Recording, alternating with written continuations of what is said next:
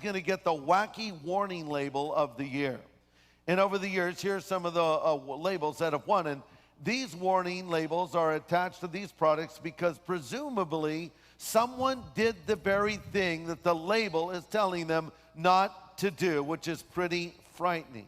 None of these are made up. None of these are meant as a joke. These are actual warning labels. The label of the year was, on a heat gun paint remover that reaches a temperature of 1,000 degrees, do not use this tool as a hair dryer. And second place went to a warning on a kitchen knife, never try to catch a falling knife.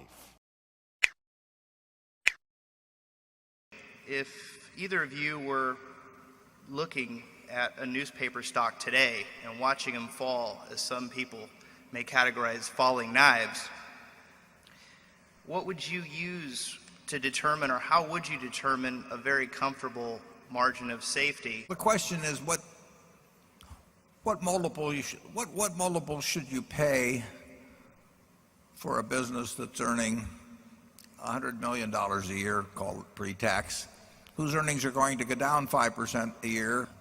You know, when they take people out to the cemetery, they're taking newspaper readers, and when people graduate from school, they're not gaining newspaper readers, and that may not change things overnight, but it goes in the wrong direction. And the less the readership, the less compelling argument to have to advertisers. So that virtuous circle, where everybody read a paper because every ad was in it, and every ad was in it because everybody read a paper, that virtuous cycle is going in the other direction now. It's just too hard. If something is too hard to do, we look for something that isn't too hard to do. What could be more obvious than that? It may mean that we don't do very much. Yeah. One of the things I find, a couple of rules I want to throw out that I find useful, is a lot of times people buy on the basis the stock has gone down this much. How much further can it go down? I remember when Polaroid went from 130 to 100, people said, here's this great company, great record. If it ever gets below 100, just buy every share, and it did get below 100. A lot of people bought on that basis, saying, look, it's gone from 135 to 100. It's now 95, what a buy. Within a year, it was 18. And this is a company with no debt. I mean, this is a company, it was just so overpriced, it went down. I did the same thing in my, I think my first or second year at Fidelity. Kaiser Industries had gone from $26 a share to 16. I said, how much lower can it go? It's 16. So I think we bought one of the biggest blocks ever on the American Stock Exchange of Kaiser Industries at 14. I said, it's gone from 26 to 16. How much lower can it go? Well, at 10, I called my mother and said, Mom, you got to look at this Kaiser Industries. I mean, how much lower can it go? It's gone from 26 to 10. Well, it went to 6, it went to 5, it went to 4, it went to 3. And now fortunately, this happened rapidly, or I would probably be still caddying or working at the Stop and Shop, but it happened fast. I was able to, it was compressed. And at 3, I figured out, there's something very wrong here, because Kaiser Industries owns 40% of Kaiser Steel, they own 40% of Kaiser Aluminum, they own 32% of Kaiser Cement, they own Kaiser Broadcasting, they own Kaiser Sand and Gravel, Kaiser Engineers, they own Jeep, they own business after business, and they had no debt. Now, I learned this very early. This might be a breakthrough for some people. It's very hard to go bankrupt if you don't have any debt. It's tricky. Some people can approach that. It's a real achievement. But they had no debt, and the whole company at 3 was selling at about $75 million. At that point, it was equal to buying one Boeing 747. I said, there's something wrong with this company selling for $75 million. I was a little premature at 16, but I said, everything's fine, and eventually this will work out.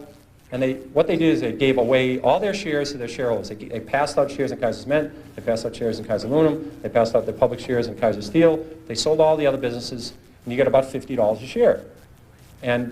But if you didn't understand the company, if you're just buying on the fact the stock had gone from 26 to 16, and then it went to 10, what would you do when it went to 9? What would you do when it went to 8? What would you do when it went to 7? This is the problem that people have, is they sell stocks because they didn't know why they bought it, then it went down, and they don't know what to do now. Do you flip a coin? Do you walk around the block? What do you do? Psychiatrists haven't worked so far. I've never seen them running in. The Psychological Psychiatry Fund, I've never seen listed for with the SEC to make it through as a mutual fund. So they haven't seemed to help. I've tried prayer. That hasn't worked. So if you don't understand the company, you have this problem when they go down.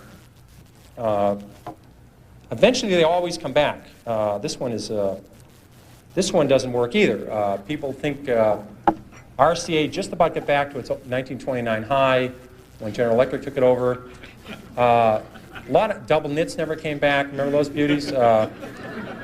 Floppy disks, Western Union. The list goes on and on. People saying it'll come back. Well, it doesn't have to come back. Here's another one you hear all the time. It's $3. How much can I lose? I've had people call me up saying, I'm thinking of buying the stock at 3. How much can I lose? Well, again, you may need a piece of paper for this, but if you put if you put $20,000 in a stock at 50, or your neighbor put $20,000 at 50 into the stock, and you put $20,000 in at 3, and it goes to 0, you lose exactly the same amount of money, everything. And people say it's 3. How much can I lose? Well, if you put $1 million on it, you can lose $1 million. Just the fact that stock, this may be a reason to research a stock. The fact that stock is 3 down from 100 doesn't mean you should buy it. And in fact, short sellers, people that really make money in stocks, they don't short Walmart, they don't short Home Depot, they don't short the great companies, Johnson & Johnson. They short stocks down from 80 to 7. They'd like to short it at 16 or 22, but they figured out at 7 that this company is going to go to 0. They just haven't blown taps on this thing yet. It's going to 0. And they're selling it short at 7, they're selling it short at 6, at 5, at 4, at 3, at 2, at 1 1/4. And you know to sell something short, you need a buyer. Somebody has to buy the damn thing. And you wonder, who's buying this thing? It's these people saying it's 3. How much lower can it go? You know? Now, here's a subject that you probably all talked about. Getting close. Getting close. All right, we'll drop that one out. It's getting very close, so everybody has to go somewhere. So the important thing is you can't get too attached to a stock. You have to understand there's a company behind it. You can't treat this like your grandchildren. No, you have to deal with the stock and say, I understand the company, and if it deteriorates, if the fundamentals slip, you have to say goodbye to it. If one rule you want to remember is the stock does not know you own it. This is a breakthrough. So don't get, you have to understand it and say they're doing well, and as long as they keep doing well, my best stocks have been my 5th, 6th, 7th year I own them, not my 5th, 6th, 7th day. So you have to understand that and stay with it.